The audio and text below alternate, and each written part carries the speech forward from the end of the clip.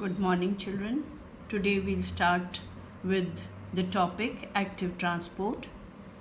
Active transport is the passage of substance, that is salt or ions, from its lower to higher concentration through a living membrane using energy from the cell.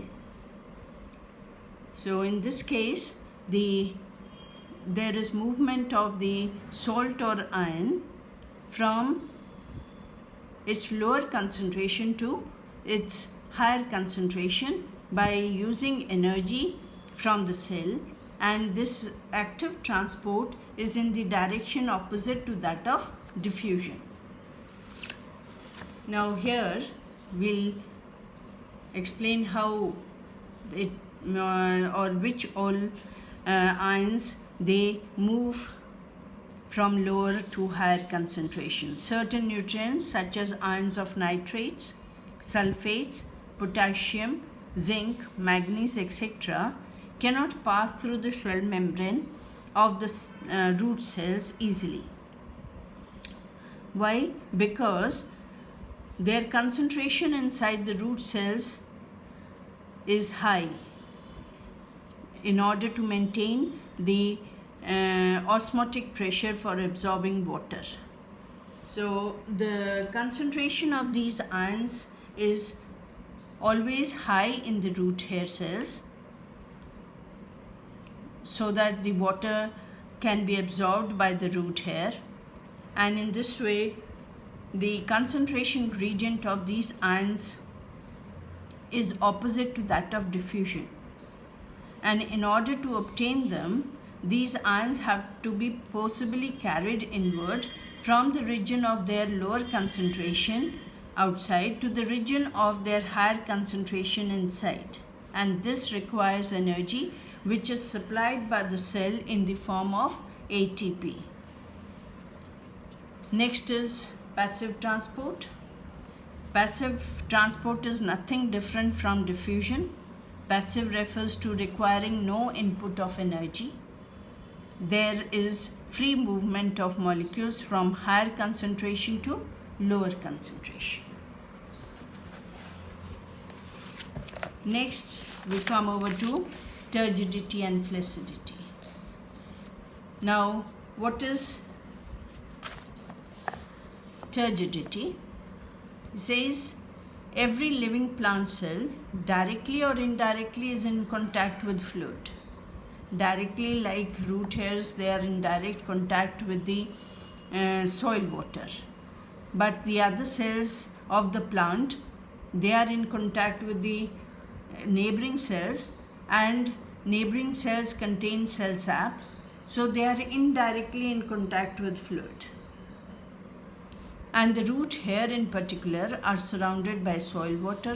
All such cells are subjected to osmosis, and the water continues to enter as long as the cell sap is more concentrated than the surrounding fluid. And the cells of root hair, they are always in contact with soil water, and this water keeps on moving in to the cell from its higher concentration to lower concentration, and osmosis continues, or movement of water continues. And when a cell is in a state where it cannot accommodate any more water, because water keeps on moving, so a state comes when the cell cannot accommodate any more of water, that is, it is fully distended. It is called turgid, and the condition is called turgidity. And when a cell is turgid, its wall is stretched under pressure from inside, and in its turn it presses the cell contents. So cell contents exert a pressure on the cell wall, and cell wall exerts a pressure on the cell contents.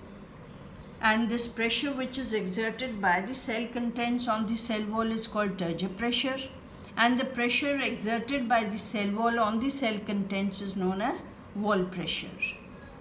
If at any time the cell wall is unable to bear this turgid pressure, it ruptures, and the cell contents burst out. And this is what happens when fruits and vegetables sometimes burst.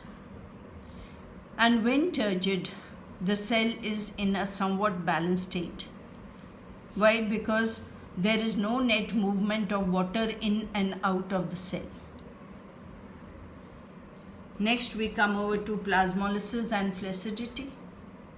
When a living cell, such as the cell of a leaf of an aquatic plant, is placed in fresh water, it remains fully distended and its plasma membrane remains in close contact with the cell wall and presses against it, just like the rubber bladder of a football pushing against the leather casing. But if this cell is put in 5% salt solution for a few minutes, it will lose its turgidity and it will no more be distended, and the cytoplasm shrinks and the plasma membrane will withdraw from the cell wall.